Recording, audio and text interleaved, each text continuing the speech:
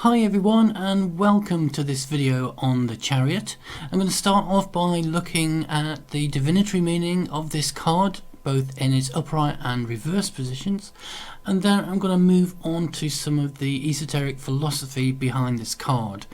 Now, there is a fair bit of symbolism that is associated with the Kabbalah and the Tree of Life in the Thoth version of the card, and I'm going to try and simplify that as much as possible and make it as relevant as I can to basically the spiritual path, everyday life, people's spiritual endeavours, so we can see what the underlying message of this card really is. In this section, we'll look at the divinatory meanings of the Chariot.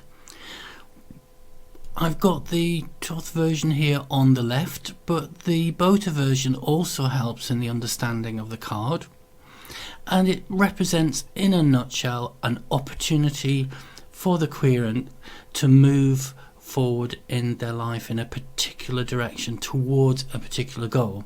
It may be that an opportunity arises out of the blue, and it's being able to take advantage of that in the appropriate way. And I'll explain what I mean by that. It's going with it's a dynamic between going with the flow of a situation, having a trust in the universe that it's going to deliver what you want, but it's not a passive process. You have to be able to turn up and have the will and determination to succeed. So there are two things going on here: that trust in life, that yes, it's going to give you what you want, where you want to go. It may be an opportunity out of the blue, or it may be something that's just become clearer in your head that yes, this is what I want, and I want to move forward in that direction. As we can see, the charioteer here is in a meditative posture. He doesn't control the sphinxes with reins. So this is what I meant by that. It's not a situation that you have to control to and go over the top with. It's this delicate balance between having the confidence in going a particular direction, but not having the insecurity to need to be in control of the situation all of the time. And this meditative posture here and the armour do indicate having an inner strength, an inner resolve to know that you're on the right path without that, as I say, that insecurity of being in control of every single step along the way. The universe will deliver if you can balance on this sort of middle path. Just bringing in the Bota card here, you can see that he's moving away from a city. Now, a city seems to me to bring up a place of stability, familiarity, structure, and so this opportunity that will arise for you may drag you out of your comfort zone. So there might be challenges along the way. It may not be a situation whereby it's just, going to be a straight path towards your goal. You will have to work around certain obstacles, and it may take you out of your comfort zone into a new place. And that's the whole point of this move, to evolve your consciousness on a spiritual level as well as a material level. Okay, so that sums up the upright version of the Chariot, and we'll now have a look at the reversed definition of it. So now we'll look at the reversed position of the Chariot, and if you have a reading in which you get the Chariot in this position, then it's really the situation, the way to look at it is to see the imbalance of the dynamic that I talked about in the upright position. In other words, that balance between having the confidence to move forward in a situation, a new opportunity, without having to control every aspect of it, and yet turning up for that process, that dynamic between the two is not really working. It's imbalanced one way or the other. So you could be too passive in a situation, just expecting things just to happen and not really being there, not being present in the moment. So you'd need to turn up, make sure that you're actually overseeing your opportunity and that you're not just being too lazy, too passive and just expecting it to happen, because this card is all about, in a way, a change of identity when you're moving away from the familiar, and therefore that takes responsibility, and it also takes awareness to make that movement. So it's a reminder for you to actually take part in that process. It also may mean that you exert too much control over a situation, trying to force the direction of your new chosen goal with too much input and not allowing the natural flow. And that may be exerting a pressure over another person, for instance.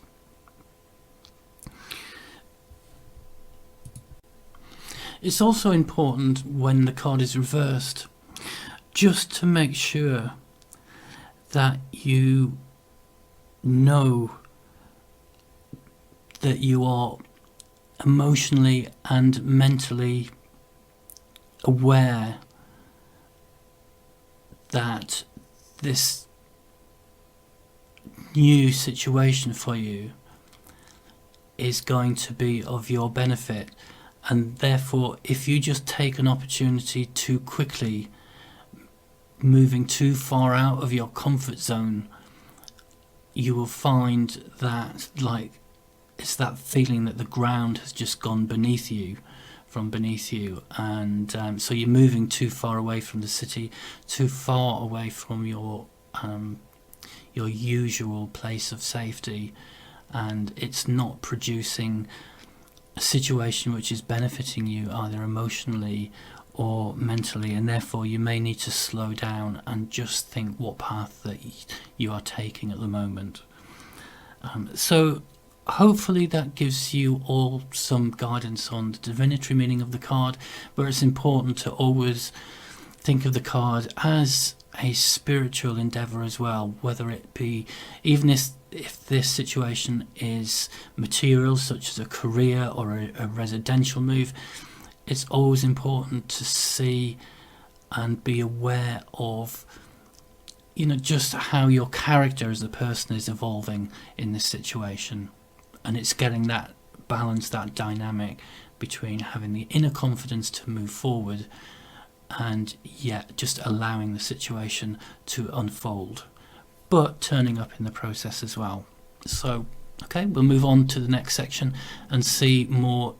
We'll look into the more esoteric side of this card. For this section, we go to the bottom of the card where you see its astrological association, which is Cancer, and the Hebrew association, which is, I think, pronounced Chariot.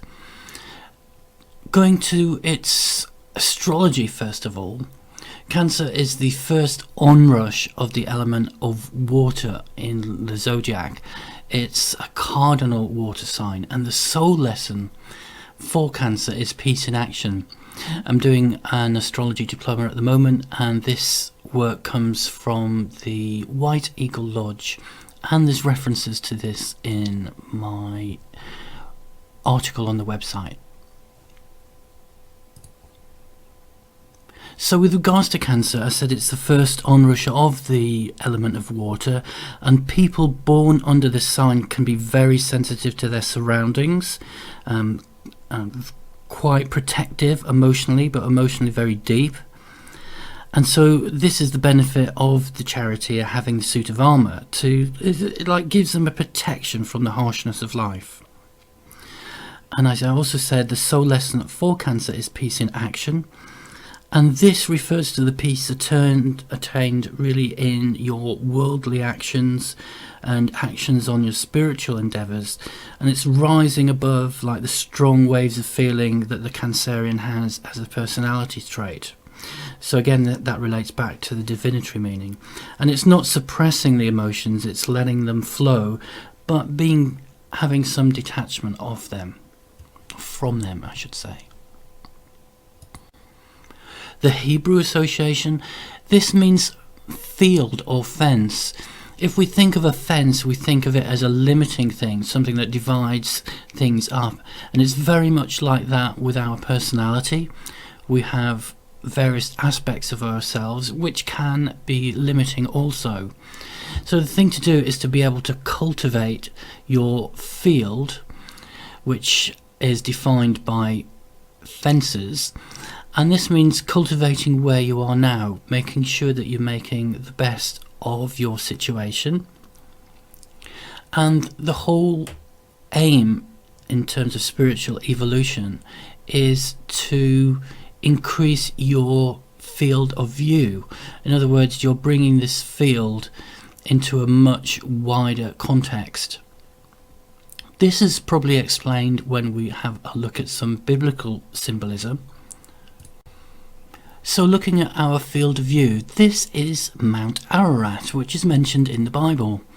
And Noah's Ark was said to rest on the peak of Mount Ararat to escape the flood water.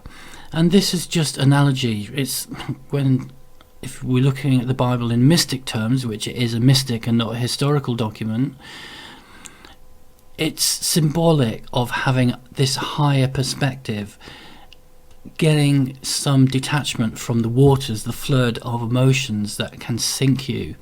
So obviously someone that physically stands at the summit of Mount Ararat, certainly on a clear day, will have a much clearer view or a much clearer field of view than someone standing at the bottom. And essentially this is the crux of the Chariot, which I've mentioned in the previous section. And it's all about breaking through your fences, your limitations, and making your field of view as wide as it can be. And that is essentially the progress or the aims of a spiritual endeavour.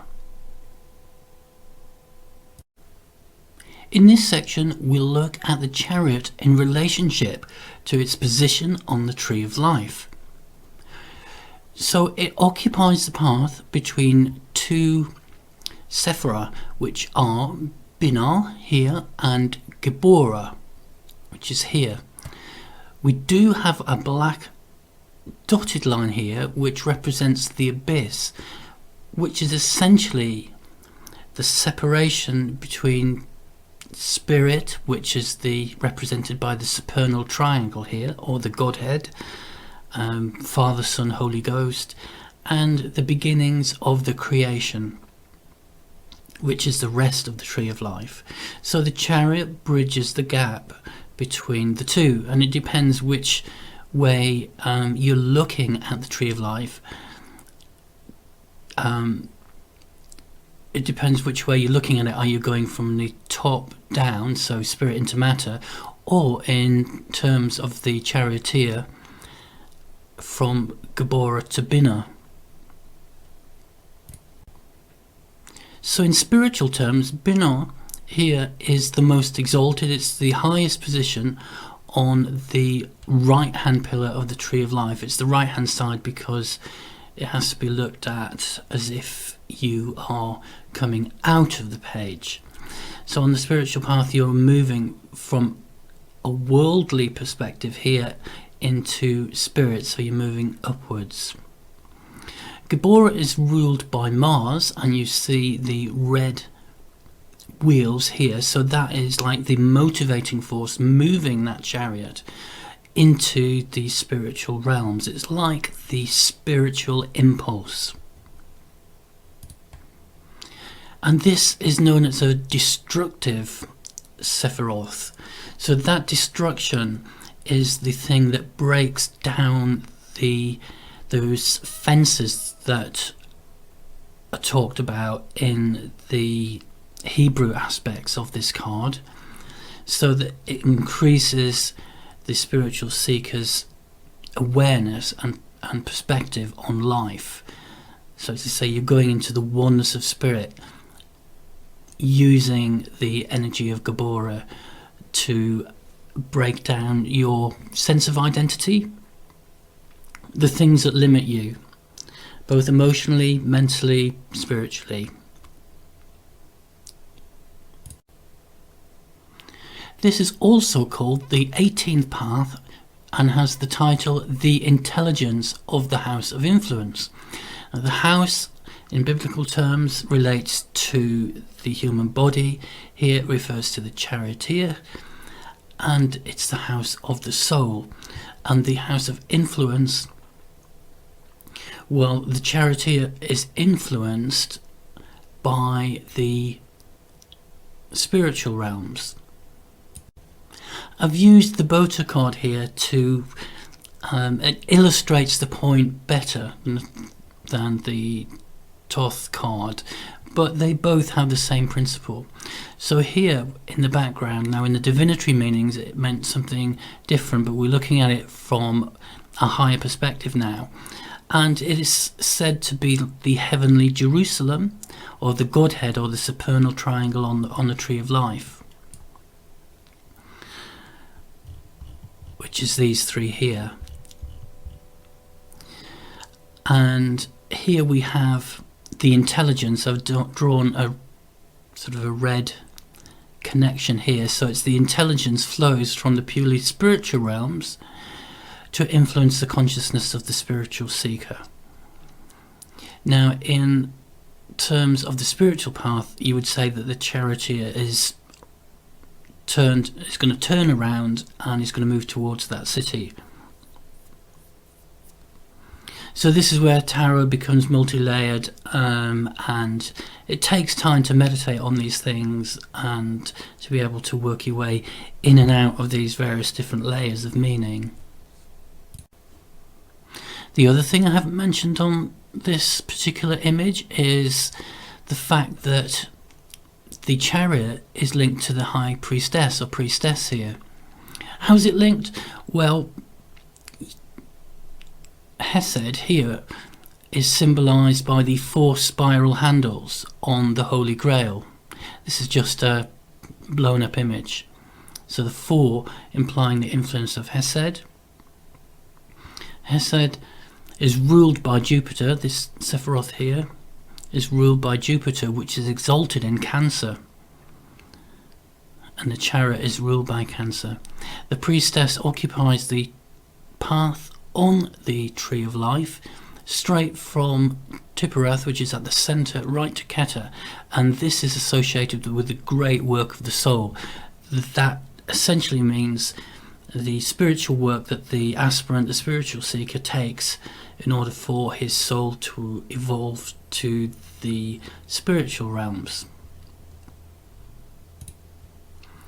With the final diagram here, we've got in the background of the chariot, we've got the waters here which flow from the priestess. There's waters here, and you've got, I think this is I think this is blue light in the background. Again, you've got a very watery feel, and also the link here with the moon. You see the moons on the Bota chariot card here. And Crowley does say in his book that even though the moon isn't visible in this particular card, it actually sits on the moon itself. So this shows the interconnectedness between the two cards. So this is a section on symbolism, and to be honest, we've done a fair bit of it, but there are some things that we really need to look at in a little bit more detail. And we'll start with what Crowley describes as the most important aspect of the card, and that's the Holy Grail in the centre here. So this is a zoomed up image of the Grail, and he says that there are six rays emanating from the disc, and they're a little bit hazy, so I numbered them. And this is the influence of the 6th Sephiroth, which is Tiphereth. Looking back to our previous diagram, Tiphereth can be seen here, and it links with Keter through the High Priestess, and we talked about the influence of the priestess on the chariot in a previous section. The Grail has a purple rim here, which is made out of amethyst, and that is a stone attributed to Jupiter, and Jupiter is exalted in Cancer, which is the astrological association of this card. It has the 4 spiral handles, again that has been mentioned, implying the influence of Jupiter, which is the planet associated with the 4th Sephiroth, Hesed. And again we see this Sephiroth here on the Tree of Life and how it links in the astrology with the Chariot card and the High Priestess as well. Well, the High Priestess is in fact linked via the association with the moon, which was described earlier. So we come down to the bottom of the image here, and the red centre is said to be the blood of the Holy Grail. It's also a glyph of the sun, which reaches its zenith at the summer solstice in the sign of Cancer, which is the associated sign with this card. And it's the semen in the womb of the disc, symbolic of eternal life. So you've got the physical life and the eternal life, and he's just used physical, like the semen and the womb. He's just using the human anatomy on the process of life to really represent the eternal life, and he did that a lot. There's an underlying sexuality to a fair bit of this deck. So we said that the sun reaches its zenith in the summer solstice in the sign of Cancer. So what does that really mean in terms of the cards? Well, we've got a diagram here showing the Tropic of Cancer and the sun's rays, and it says that basically it's the day when the Earth has the most sunlight. We're obviously talking about the northern hemisphere here, and that sunlight again is related to, if you go back to this diagram here, Earth is associated with the sun, Gabora, Mars, Hesed, Jupiter, but this sun here is like the Christ centre, which is on a direct path to the Godhead here, which is Keter.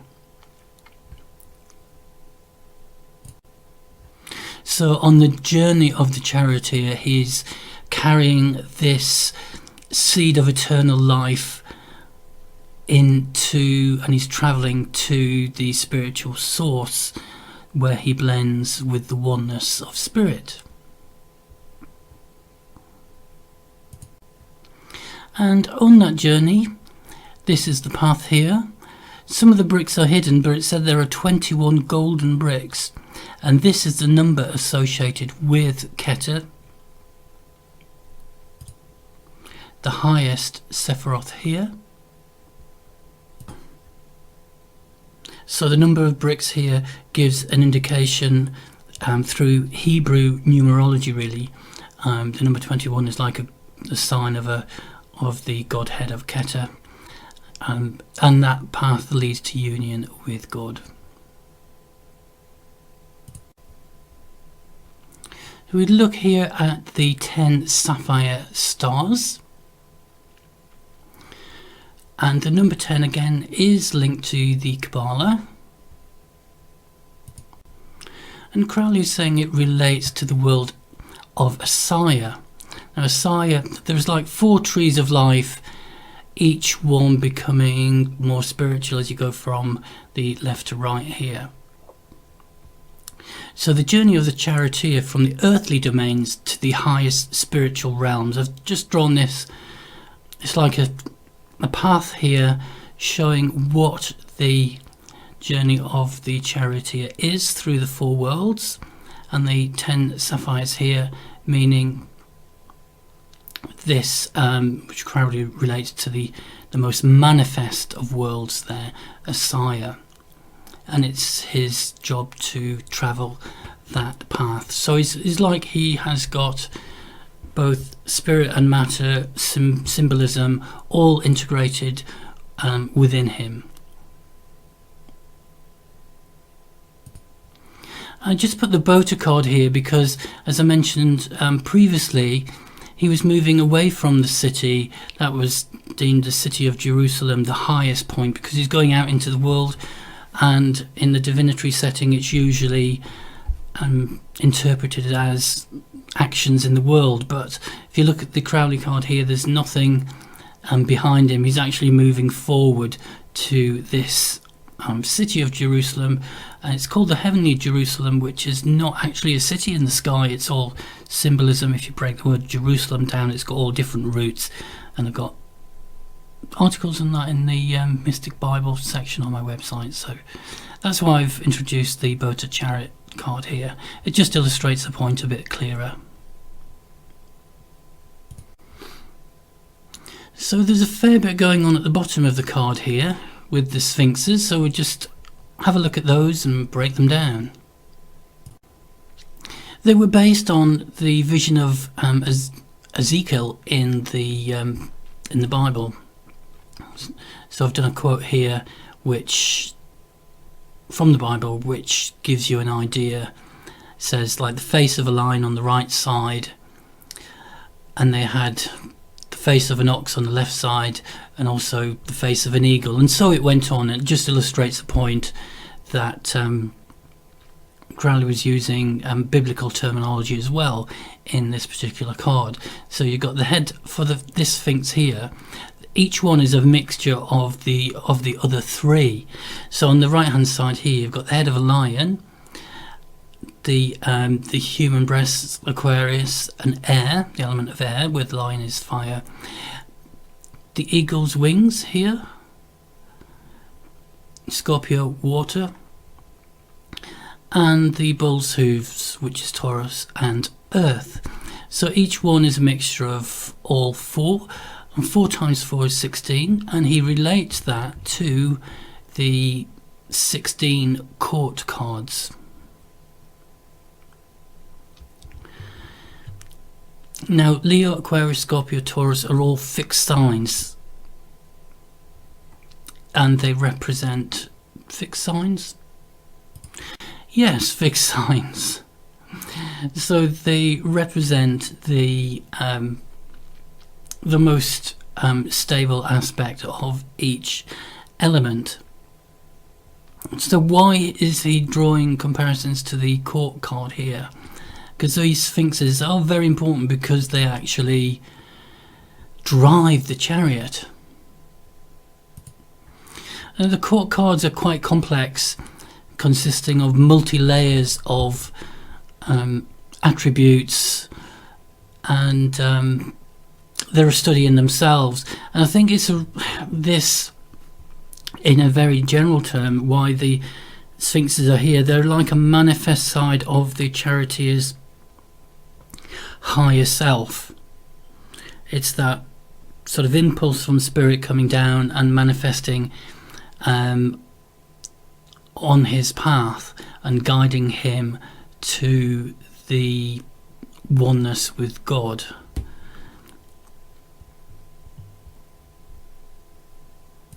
Because ultimately on Enlightenment you realise there's nothing outside yourself and everything is you, so there cannot be anything outside the charioteer that isn't an illusion. So they are just a higher aspect of himself.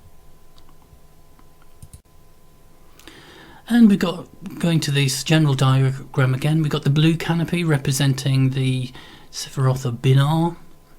Abracadabra I'm going to come back to at the end of this section on symbolism. Facial visor, no one may look upon his face and live, and that is when you look upon the face of the Lord, you dissolve into oneness and you die to your physical body. Red outer cloak here, this is a little bit tricky to see because of the other reds in the card, but it's like an outer cloak, symbolic of his passion to find his true self. And with the white outer cloak, so that should be the white inner cloak, that's purity of purpose.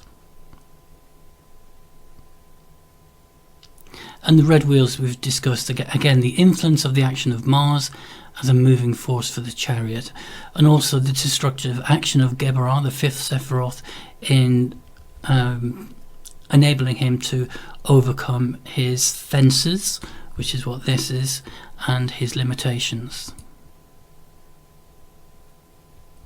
The four pillars here are aligned to these four sphinxes, and he relates these to the four aspects of the Tetragrammaton. And we've talked about the crab being the protective nature of his armour and representing this astrological association of this card.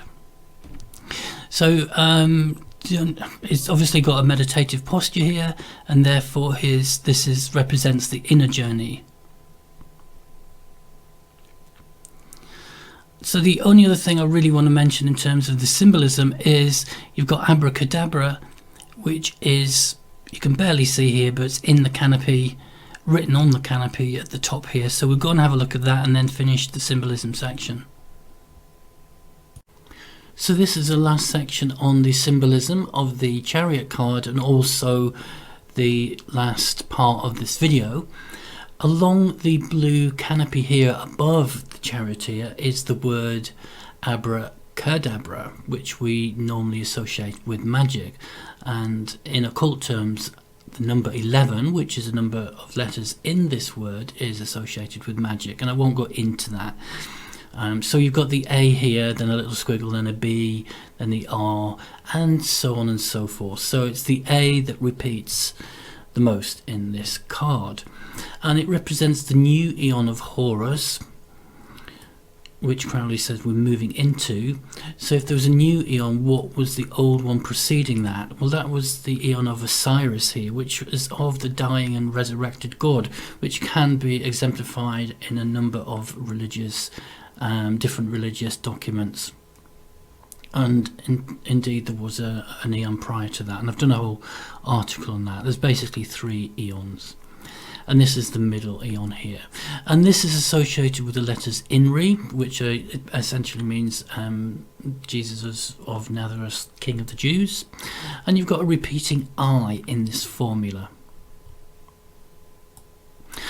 but he substitutes the C for the H, because letters or combination of letters have a numerical value in Hebrew, and with abrahadabra here it has the same numerical value as the letter Chet, which was the Hebrew letter associated with the Chariot, as we saw in the previous section, and both have the numerical value of 418 here. So the word links the two, the numerology links these two together.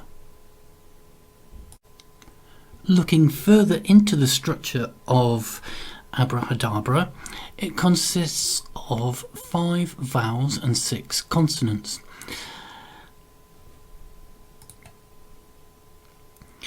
I didn't know the difference between a vowel and a consonant, but for the vowel, which is A, you open your mouth, and B, which is a consonant, you close your mouth. And it's probably, there is going to be an esoteric study out there somewhere that will tell you all of the different meanings of being the mouth open and closed. It could relate to the rhythmic breathing of the breath and the life cycles and so on and so forth, but that is another study. And this 5 and 6 is related to it represents the attainment of the minor adepthood in the Golden Dawn, and there are various ranks of the Golden Dawn. But the 5 is represented by man and the 5 senses, and this is like his limitation. He's limited to the 5 senses. And the 6 is often represents the macrocosm, the bigger picture of the universe, the Godhead. And so again you have this 11-pointed star, and the number 11 being the sign of magic. And so this word shows the interrelationship between man and God, and we went through that in some detail in terms of the path of the charioteer, either moving towards or going away from the heavenly city of Jerusalem. And these are the different grades of the Order of the Golden Dawn, and the Adeptus Minoris, which is 5 equals 6, is in the second order here, so it's not the highest. It's not the highest order within their ranks. There is further to go, as what you would expect, because the Chariot isn't the end of the path. I'm not sure whether they actually have a order or a structure and a title for the world, the final card, but it makes sense that it's not the final stage anyway. So we have the A, and if we can relate this word Abrahadabra to the different tarot cards as well, because A is Aleph, the Fool, and that repeats throughout the word. And the Fool is really the nothingness that permeates the whole of creation. So the Charioteer is essentially, he takes that nothingness from the Fool as the Fool travels into the Chariot card and merges on his journey through the deck. It's that nothingness of the creation which underpins everything, and that can be found in meditation. So it starts off with the A, then the B here relates to Bet, or the Magus, and the will of man. R is Resh and represents the sun, and the sun has the children, or the child, and as the biblical phrase says, you have to be a child or be childlike to enter the kingdom of heaven. So you get another repeating A, then the HA here. The Hay is associated with the daughter and mother of the Tetragrammaton. The A actually should be down here. It should be just the H on its own. So I'll correct that in the notes on the website. So this should be just H on its own. And its Hay is also associated with the Tetragrammaton, as we'll see below. So then after H you've got another A, the Fool again, and then you've got D, which is Dalet, or the Empress. And if we look back to the Empress card, I've been through the Hebrew interpretation and association associated with the Empress, and this is essentially the femininity in waiting to create when combined with the masculine. And you've got Aleph and the Fool again, repeating BR, which is the masculine, and then we're back to the nothingness. So you have this interplay between the feminine, the masculine, and the nothingness. All good stuff. The Tetragrammaton here, I think it's also the name for Yahweh, and associated with Jewish Kabbalah, also has this interplay between the masculine and feminine. This is also associated with the Inri and Christ. So you have masculine, feminine, then you have the son and the daughter, and with the daughter here she goes back to the father, and again you have like a repeating cycle.